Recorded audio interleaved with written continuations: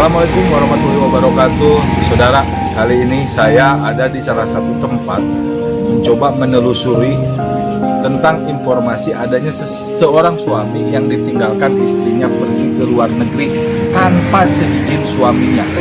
Nah, kini saya akan menemui suami tersebut untuk berbincang-bincang bagaimana sih riwayat awalnya sehingga apakah ini diizinkan oleh siapa atau misalkan orang selain daripada suaminya. Kita telusuri untuk hal tersebut ya. Tetap ikuti dengan saya Aldi Jurnal. Baik. Assalamualaikum. Punten ya Pak. Sehat? Ya. Sama Pak Dedi? Ya. Oh ya. Ayo ngobrol sebenarnya. Boleh. Abdi Pak inilah. Pak, saya dapat informasi Ya. yang berkembang di masyarakat bahwa katanya istri Bapak namanya siapa? Yang di Nurjana. Yanti Nurjana. Ya. Alamatnya di mana Pak? Tapos. Di Tapos. Ya. Desa Cipanengah. Desa Cipanengah. Oke. Katanya sih Pak, benar apa enggak? Istri Bapak ini sekarang tidak sama Bapak lagi. Ya. Kabur. Kabur. Ya. Informasinya ke luar negeri betul. Ya. Bapak mengizinkan enggak? Enggak. Enggak mengizinkan. Enggak. Tahu juga kagak. Tahu juga enggak? Enggak. Terus status Bapak ini benar suaminya? Iya. Ada surat nikahnya? Ada. Oke. Terus ketika Bapak tahu, Bapak telah coba datang nggak ke mertuanya? Tahu? Mertua Bapak? Tahu. Tahu. Nah, jadi berangkatnya di mana itu Pak ceritanya? Berangkatnya berarti dari Tapos, dari rumah bapaknya. Dari rumah Bapaknya. Iya. Tanpa memberitahukan ke Bapak? Enggak ada. Yang saya tahu ketika berbicara ke luar negeri itu harus ada izin. Kalau punya suami harus ada izin dari suami. Ya. Kecuali dia statusnya janda, baru orang tuanya. Ya. Jadi Bapak sama sekali belum pernah nandatangani izin. Enggak boro-boro ngizinin berangkat ke sononya juga nggak tahu. Terus ini Pak, sedih nggak dengan kondisi ini? Sedih lah melihat anak saya sendiri yang paling kecil itu. Jadi anak ada berapa dari istri? Ada 3. Ada 3. Ya. Jumlahnya 3, yang sama kakeknya ada berapa? Satu. Yang paling kecil. Oh, jadi yang besar sama Bapak? Ya. Ikut sama Bapak ya? Iya, yang besar. Yang paling kecil usia berapa tahun? 6 tahun. 6 tahun. Jadi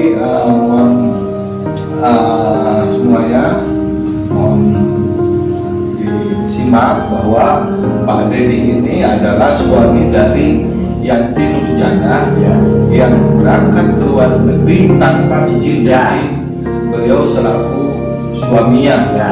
Nah, siapakah nanti yang mengizinkan Yanti tersebut bisa terbang ke luar negeri? Kita akan telusuri. Ya. Sejauh ini yang kami ketahui ketika berbicara untuk kerja ke luar negeri itu ada 2 syarat, yaitu izinnya misalkan statusnya punya suami harus dari suami. Ya. Kalaupun tidak punya suami barulah orang tuanya ya. Nanti kita akan tanya juga ke saudara-saudaranya Yanti ini seperti apa kondisi sebenarnya, jadi tidak mendengar dari salah satu pihak saja. Awalnya si Yanti itu berantem sama anaknya yang paling gede. Dia mau pergi ke Tapos, tapi dilarang sama saya, jangan pergi, namanya juga berantem sama anak, jangan sampai ninggalin anak, kata saya. Kalau udah gitu nggak pergi. Pas paginya dia langsung bawa baju, langsung pergi tanpa izin, tanpa apa. Itu namanya berarti kabur ya, kalau memang nggak izin. Kabur ke rumah bibinya di Tapos bawa anak. Nah udah gitu saya di WA suruh datang ke Tapos, suruh ngambil anak ke Tapos.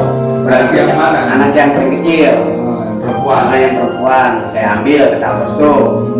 Nah udah gitu saya tanya ibunya kemana, kata bibinya bilangnya ke Jakarta.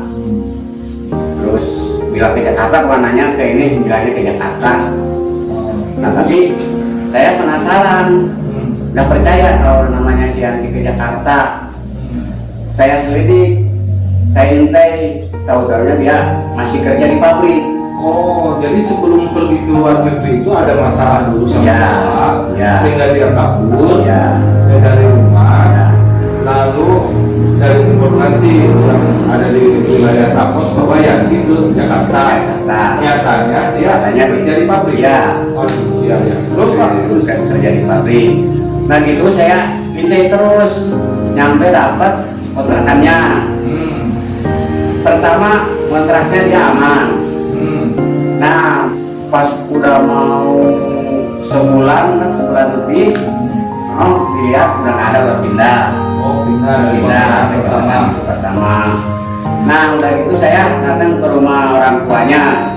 Saya titip pesan omongan ke bapaknya, suruh di nasihati si Yanti itu, soalnya sama saya udah nggak bisa. Ternyata sama bapaknya nggak ditanggapi omongan saya. Nah udah gitu saya selidikin lagi, kontrakannya pindah ke Jembatan Serong. Ternyata di Jembatan Serong itu kontraknya sama laki. Sama laki. Ya, Maksudnya laki itu siapa? Lupa. selingkuhannya dia, Oh iya. selingkuhan dia. Itu Nah, itu sebentar Pak. Diketahui sama laki itu dari siapa? Bapak apa kepergok Yanti sama laki-laki? kalau si Yantinya mah nggak pergok, cuman lakinya yang ada Di kontrakan di itu kontrakan ada itu ada laki-laki. laki-laki. Terus keterangan dari warga sekitar apa katanya? Katanya emang iya si Yanti, si Yanti itu udah ngontrak sama laki di situ. Kata warga juga ngomong. Nah udah gitu saya yang jelas dia udah hubungan sama si itu laki itu, si Topan namanya, supir angkot. Nah saya aneh, di kontrakan itu ada baju bini saya. Nah saya Apa kenal? iya, nah curiga saya. Nah udah gitu saya penasaran. Udah gitu saya lihat ke kamar mandi. Udah lihat ke kamar mandi ada celana dalam bini saya. Udah gitu ada celana tidur, baju tidur. Malah di waktu saya masuk ke kamar mandi, saya pegang celana dalamnya masih basah, baru dicuci. Tuh celananya, celana tidur, baju tidurnya ada di situ. Itu pasti saya nggak bakalan salah lagi, ini udah berbulan Cina, kata saya. Oke, saudara. Jadi apa yang disampaikan Pak Dedi ini adalah curhatan yang memang real, dia yang mengalami kondisi bagaimana hatinya ini teriris karena ternyata sebelum istrinya ini pergi ke luar negeri ada peristiwa yang dianggap tidak lazim ya, yang diketahui oleh suaminya ini Pak. Terus dari kejadian tersebut Bapak mencoba komunikasi dengan mertua atau datang? Saya datang ke rumah orang tuanya, tapi sebagai orang tuanya omongan saya ini nggak ditanggapi. Cuman dia yang menanggapinya, anaknya sendiri yang ditanggapi sama dia. Jadi sebelah pihak dia. Karena Bapak tidak mau memanjangkan cerita, Bapak akhirnya pulang.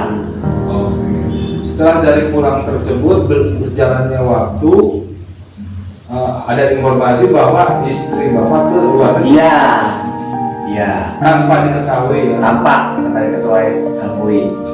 Baik pemirsa semuanya, tetap kita akan menelusuri bagaimana jejak pemberangkatan yang dilakukan oleh Yanti ini ya, karena berbicara luar negeri itu, luar negerinya banyak ya, ada Singapura, Malaysia, Hong Kong, Taiwan, atau misalkan ke Arab Saudi. Nanti akan kita cek seperti apa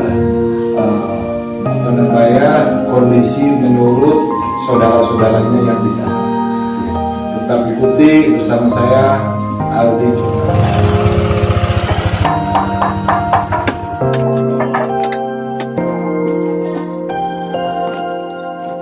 Assalamualaikum.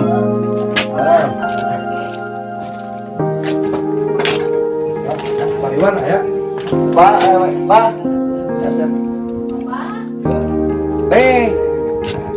Pak, gimana? Alhamdulillah. Sedikit ya di dia lah ngobrol. Atau ini tuh Pak. Maksudnya Ngobrol sama abdi sareng. iya sareng Bapak. Nah, iya.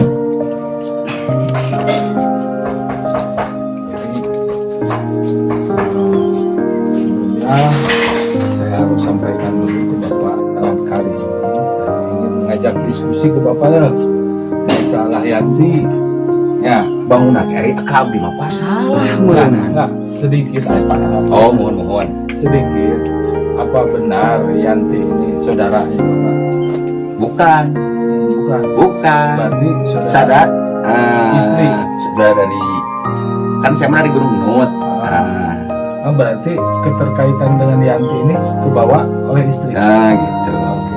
Terus menurut informasi Yanti ini keluar negeri. Nya, Apal tuh. atuh saha nu apal. Ayo dia terang ieu meureun. Ieu we.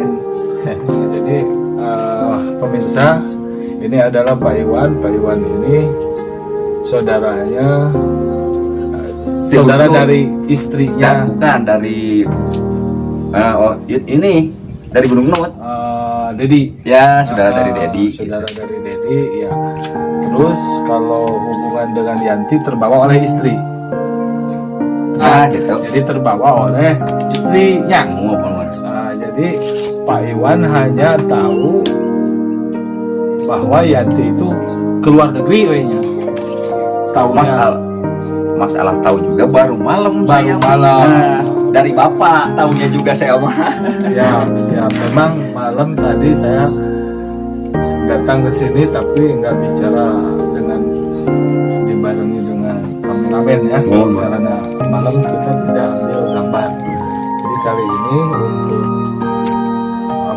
melanjutkan penelusuran saya ajak Pak Iwan untuk diskusi persoalan Yanti ke luar negeri gitu. Kalau Pak Abdi mah diajak gitu mah Pak moal biasa sabab terang itu iya. Nggak apa-apa, sok gue sampaikan. Jadi yang Bapak ketahui tidak tahu benerannya. Abdi mah kalau mau nyerut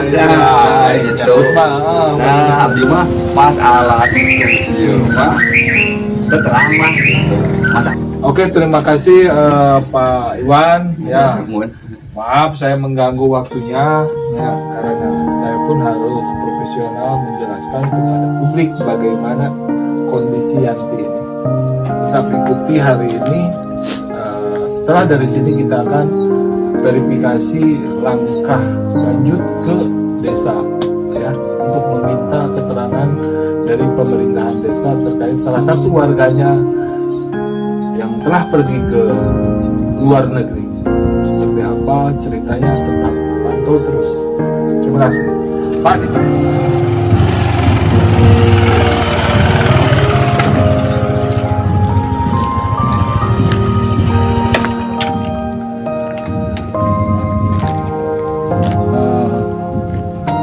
Saudara, saya sekarang sudah ada di posisi desa Cipanengah dan saya akan konfirmasi ke pemerintahan desa terkait salah satu warganya yang telah pergi ke luar negeri ya. Tetap.